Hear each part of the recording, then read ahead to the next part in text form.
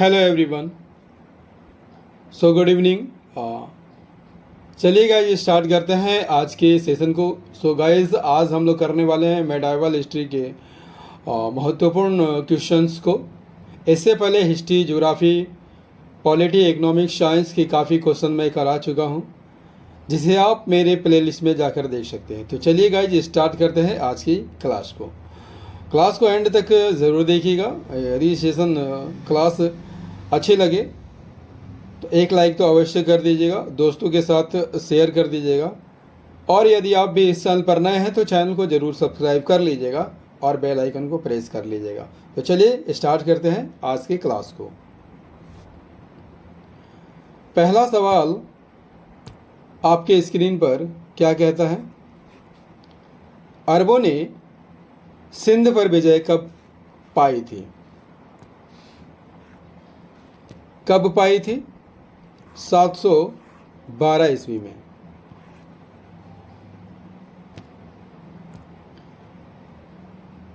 अरबों ने भारत पर पहला आक्रमण किसके नेतृत्व में किया था? मोहम्मद बिन कासिम के नेतृत्व में किया था।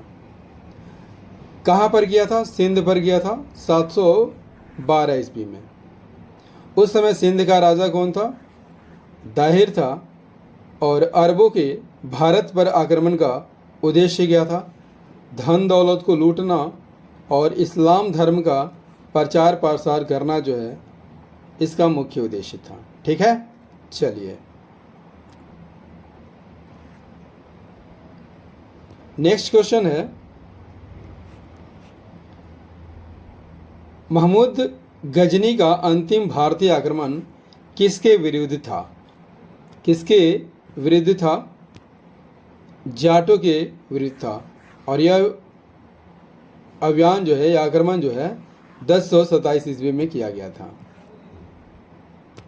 महमूद गजनी का अंतिम भारतीय आक्रमण 1027 में होता है। किसके विरुद्ध? जाटों के विरुद्ध। इसका कारण क्या था दोस्तों? जाटों के विरुद्ध अभियान का कारण क्या था? सोमनाथ मंदिर लूट कर ले जाने के क्रम में, ठीक है, जब सोमनाथ मंदिर को महमूद गजनवी जो लूट के ले जा रहा था, तो उसी समय रास्ते में से जाट आक्रमण कर इसकी संपत्ति को लूट लेते हैं। यही कारण जो है पुनः महमूद गजनवी किस पर आक्रमण करता है? जाटों पर आक्रमण करता है। ठीक है, नेक्स्ट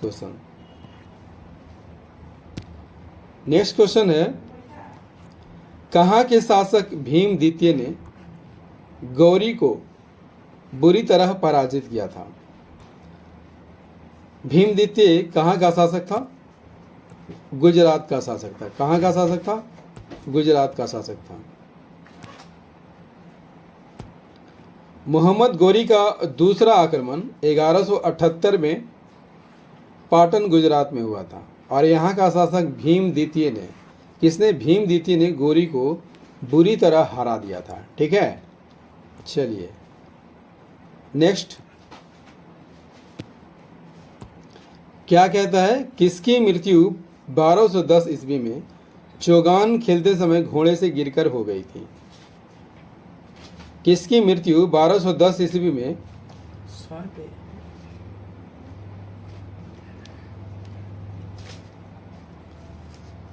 किसकी मृत्यु 1210 ईस्वी में चौगान खेलते समय घोड़े से गिरकर हो गई थी? किसकी मृत्यु हो गई थी? ऐबक की मृत्यु हो गई थी। ऐबक की मृत्यु कब होती है? 1210 ईस्वी में। ठीक है, चौगान खेलते समय घोड़े से गिरकर इसकी मृत्यु हो जाती है, और इसे दफनाया कहाँ जाता है? लाहौर में। ठीक है, नेक्स्ट क्वेश्चन हमारा है, तुर्कान चहलगानी का विनाश किसने किया था? विनाश किसने किया था? दोस्तों, तुर्कान चहलगानी की यहाँ पर बात कर लिया जाए तो निर्माण किसने किया था? निर्माण जो है इल्तुतमिश ने किया था। किसने किया था? इल्तुतमिश ने किया था। और ये चहलगानी क्या था? 40 गुलामों का दल था। 40 गुलामों का दल था। ठीक है, तो तुर्कान चहलगानी का विनाश किसने किया था? सही आंसर हो जाएगा बलबन ने किया था। किसने किया था? बलबन ने किया था।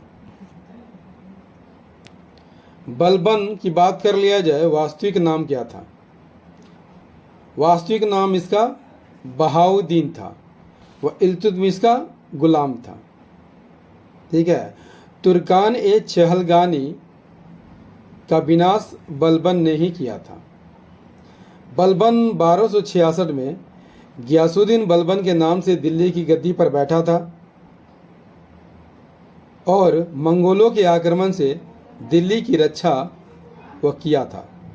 सिरी नाम का किला, सिरी नाम का नगर किसने बनवाया था? बलबन ने बनवाया था। क्लियर? नेक्स्ट क्वेश्चन हमारा है, ब्राह्मणों पर जजिया लागू करने वाला पहला मुसलमान शासक कौन था? कौन था? फिरोज तुगलक था। कौन था दोस्तों? फिरोज तुगलक। फिरोज तुगलक ऐसा शासक था जो ब्राह्मणों पर भी जजिया कर लगाया था। फिरोज तुगलक ने एक नया कर, सिंचाई कर लगाया था जो उपज का कितना था? 1/10 होता था। ठीक है, नेक्स्ट क्वेश्चन है, लोधी वंश का संस्थापक कौन था?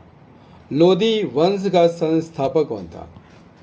सही आंसर हो जाएगा बहलोल लोधी था। कौन था? बहलोल लोधी था।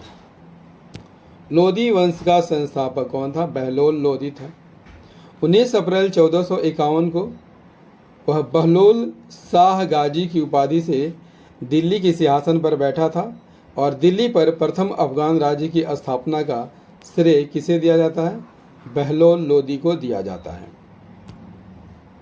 नेक्स्ट लंबा क्वेश्चन है, किस शासक ने नगरकोट के ज्वालामुखी मंदिर की मूर्ति को तोड़कर उसके टुकड़ों को कसाईयों को मांस तौलने के लिए दे दिया था?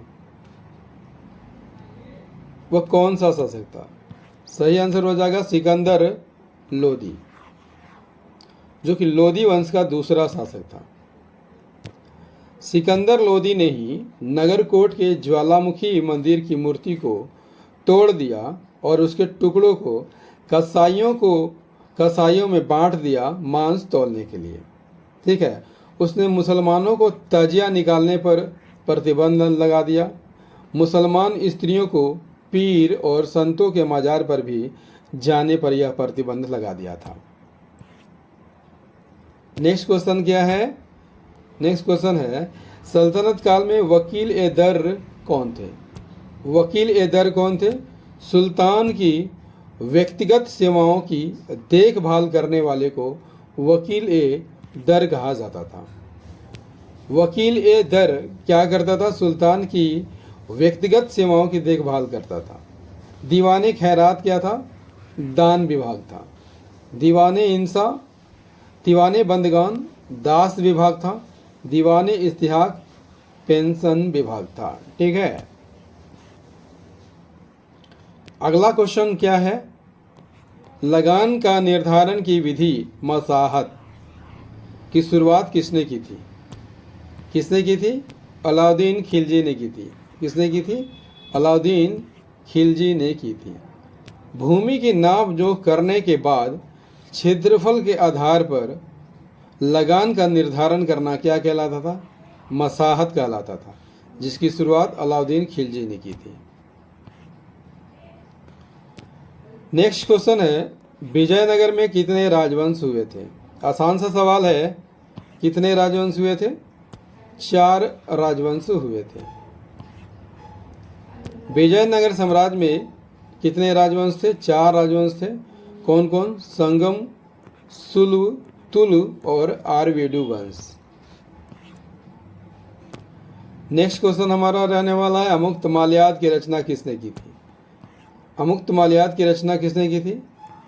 कृष्णदेव राय ने की थी। कृष्णदेव राय ने तेलुगु में अमुक्त माल्यात की रचना की थी। और संस्कृत में किसकी रचना की थी? जामवंती कल्याणम और उषा परिणय की रचना संस्कृत में की थी। नेक्स्ट,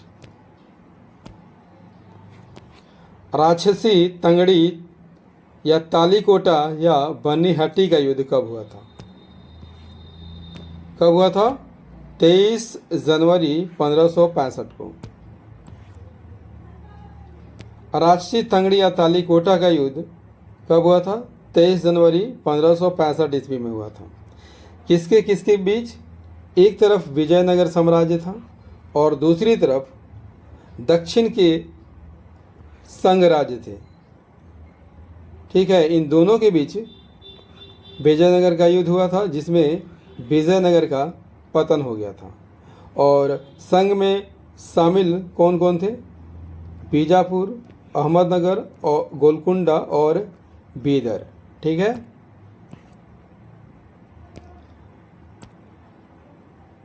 संघ का नेतृत्व किसने किया था? अली आदिल शाह कर रहा था। और तालीकोटा के युद्ध में विजयनगर का नेतृत्व कौन कर रहा था? राम राय कर रहा था। नेक्स्ट क्वेश्चन है, नुनीज किस विजयनगर शासक के काल में भारत आया था? अच्युत राय देव के काल में यह नुनीज भारत आया था। नुनीस पुर्तगाली यात्री था। कब आया था? 1535 में, अच्युत राय के शासनकाल में। नेक्स्ट क्वेश्चन है, लक्ष्मी नारायण किसका दरबारी संगीतकार था? लक्ष्मी नारायण किसका दरबारी संगीतकार था? सही आंसर हो जाएगा कृष्णदेव राय का। कृष्णदेव राय और राम राय अच्छे संगीतज्ञ थे। ठीक है, लक्ष्मी नारायण कृष्णदेव राय का दरबारी संगीतकार था और लक्ष्मी नारायण ने सूर्योदय नामक पुस्तक की रचना की थी। दोस्तों, मध्यकालीन भारत का ये सेशन आपको कैसा लगा? कमेंट करके ज़रूर बताइएगा। यदि सेशन पसंद आया हो तो एक लाइक अवश्य कर दीजिएगा, दोस्तों के साथ शेयर कर दीजिएगा। और यदि आप भी इस चैनल पर नए हैं तो चैनल को ज़रूर सब्सक्राइब कर लीजिएगा, बेल आइकन को प्रेस कर लीजिएगा। ठीक है, तो मिलते हैं अगले सेशन में। तब तक के लिए जय हिंद, धन्यवाद।